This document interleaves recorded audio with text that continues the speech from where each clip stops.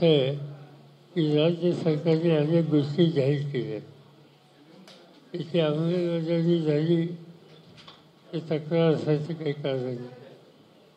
पण साधारणतः माझा जो अनुभव आहे की अंदाजपत्रक आत्ता मांडल्याच्या नंतर लगेचच 8 दिवसामध्ये नवीन सुधारणा मागल्या, म्हणजे अंदाजपत्रकाच्या बाहेर अधिक लागणारी रक्कम ही मागावी लागते किंवा मागण्याची भूमिका सरकार घेतं आणि त्याच्यामध्ये या सगळ्या योजना आहेत. अंदाजपत्रक याचा अर्थ काय? अंदाजपत्रक याचा अर्थ वर्षभर राज्य सरकार जे विविध प्रकारचे कार्यक्रम घेऊन राज्य चालू इच्छितो त्यासाठी लागणारा अर्थकारणाचा विषय हा अंदाजपत्रकाच्या मान्यतेतून पुरा होतो.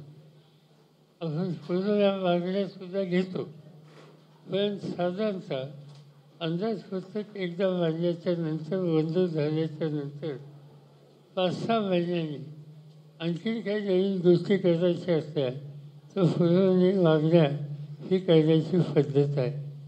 इथं काय झालं आहे की अंदाजपत्रक मांडलं आणि 8 दिवसात पूर्ण मागण्या आणि पूर्ण मागण्या ठरवण्याचा हा कालावधी हा अतिशय कमी आहे, पण ठीक आहे, सरकार करतं, माझं काही म्हणणं नाही. पण ज्या मागण्या या कार्यक्रमाच्यासाठी आपण करतो त्या कार्यक्रमाची एकंदर लागणारी रकमेची गरज आणि शासनाकडे आत्ता असलेली निधी याच्यामध्ये जर प्रचंड अंतर असेल तर त्याची अंमलबजावणी किती होईल हे सांगता येत नाही. अनेक गोष्टी त्यांनी जाहीर केल्यात. मुलींचं वरचं शिक्षण हे सगळं मोफत केलं, चांगली गोष्ट आहे. पण मला शैक्षणिक संस्थांची चिंता आहे, कारण मोफत शिक्षणाचा सगळा खर्च सरकार देणार हे सरकारने जाहीर केलं आणि आत्ताच यक्षगान मान्यांच्या संस्थेमध्ये आपल्याला अनुभव आहे की पाठीमागच्या 2-2 वर्षाचं देणं त्यांचं अनुदान हे अद्याप आलं नाही. आता या लहानशा संस्थेमध्ये 2 वर्ष अनुदान द्यायला सरकारला उशीर होतो, तर संबंध राज्यामध्ये सगळ्या मुलींच्या शिक्षणाच्या संबंधीचं जे खर्च आहे ते वेळेवर का नाही याची शंका आहे आणि तो नाही मिळाला तर शैक्षणिक संस्था चालवणं हे अत्यंत होत बसेल. पण या सगळ्या गोष्टी जाहीर केल्या, असं बघूया काय काय त्याच्यात होत आहे.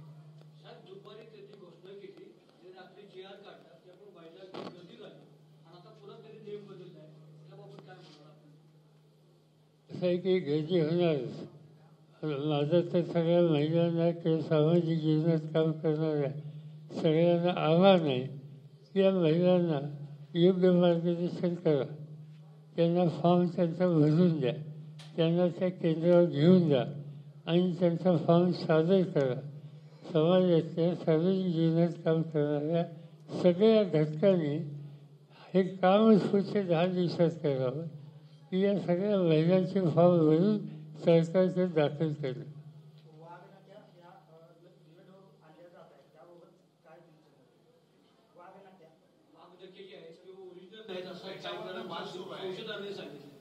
असं आहे की इंद्रजीत सावंत यांचं इतिहासाचं ज्ञान याची मला कल्पना आहे आणि ते अभ्यासू आहेत, त्यांचं योगदान आहे आणि त्याच्यात त्यांचं मत मी काही इतिहास तज्ञ नाही आणि त्यामुळे ज्याचं जाणकार असं जे मत आहे हे मत एकदम दुर्लक्षित करू नये.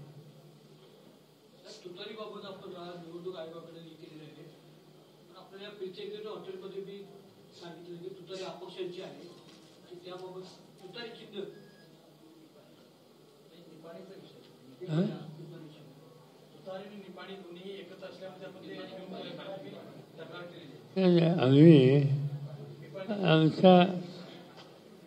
आमचं फिरफानी तुतारी असं नाही, तुतारी वाजवणारा माणूस ही आमची खूण आहे. त्या खुणेचा गैरप्रचार काही लोकांनी केला आणि त्याचा परिणाम मतदानावर झाला. आता उदाहरणार्थ नाशिक जिल्ह्यामध्ये एक आदिवासी सीट आहे. त्या ठिकाणी आदिवासीमध्ये काम करणारे आदिवासी समाजाचे भगले सर म्हणून आमच्या पक्षाचे उमेदवार असते, ते निवडून आले. पण त्यांना एकंदर मतं पडली, त्याची 1,00,000 मतं वाया गेली इरफान यांनी सुचवले या गोष्टीवर. माझ्या मते सातारची जी जागा आहे तिच्यामध्ये सुद्धा असा प्रकार झाला. 20 आमचा उमेदवार निवडून आला, पण त्याची 55,000च्या आसपास होतं.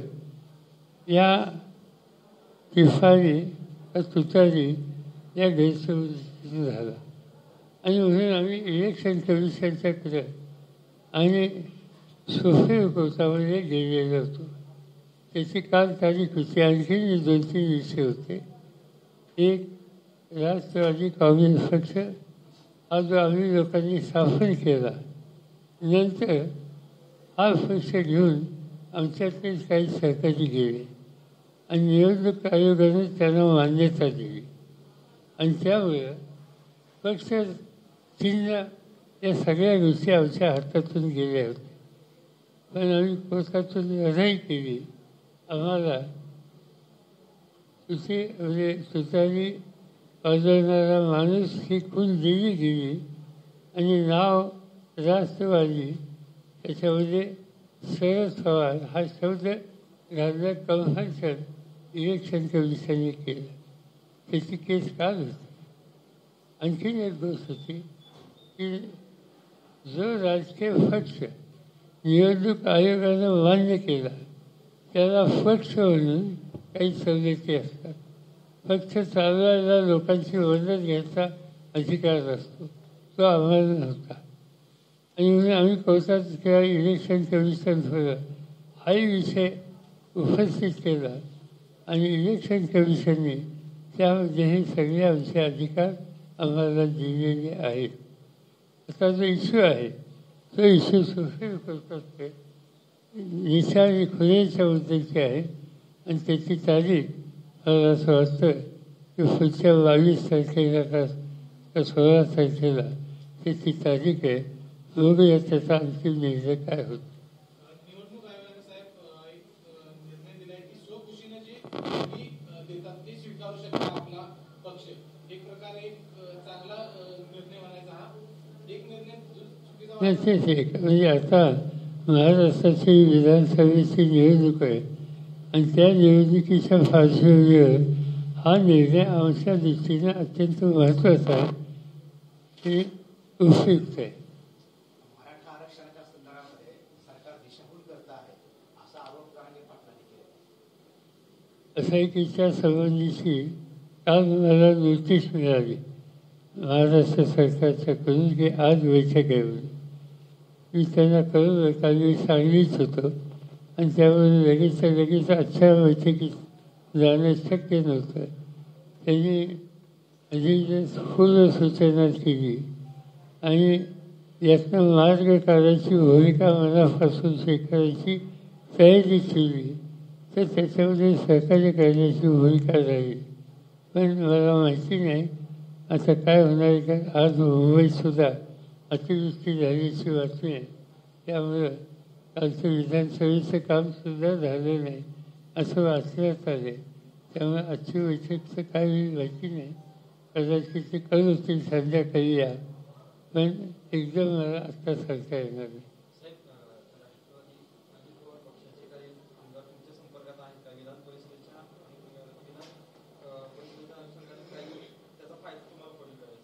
माझ्या संपर्कात कोणी मी त्याच्यात लक्ष देत नाही. पण जयंत भाषणाला लोक भेटतात याची माहिती माझ्याकडे आहे. त्याचा आउटकम काय येईल ते उद्याचं मतदान झालं पाहिजे. म्हणजे लोकसभेला 200 पारचा नारा दिला, पण आता विधानसभेला 100 पार बी बनत नाही, एवढी त्यांनी दहशत घेतली. 205 कसं विधानसभेला लोकसभेला 400च हवं. नरेंद्र मोदी सगळीकडे 400च्या खाली काही बोलतच नव्हतं. आणखी अनेक गोष्टी सांगत होतो. खरं म्हणजे तर देशाच्या प्रधानमंत्र्यांनी एखादी भूमिका लोकांच्या समोर मांडताना ती राष्ट्रहिताचे याचं भान हे ठेवलं पाहिजे. पण ज्या पद्धतीची भाषणं ही प्रधानमंत्र्यांनी केली त्यामधून जातीय आणि धर्मांची शक्ती ह्या उफाळून याव्यात. समाजामध्ये एक प्रकारचं दहशतीचं वातावरण व्हावं आणि त्यामधून निवडणुका आपण कराव्यात हे सूत्र त्यांनी ठेवलं होतं.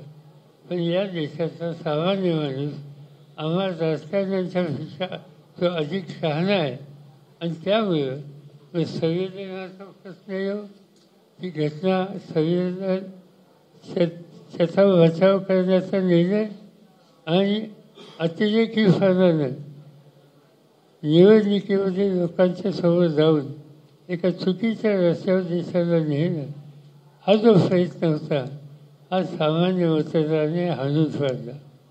माझी खात्री आहे की उद्याच्या विधानसभेच्या निवडणुकीमध्ये सुद्धा राज्यामध्ये या संदर्भात जे करण्याची गरज आहे तो इथला मतदार करेल.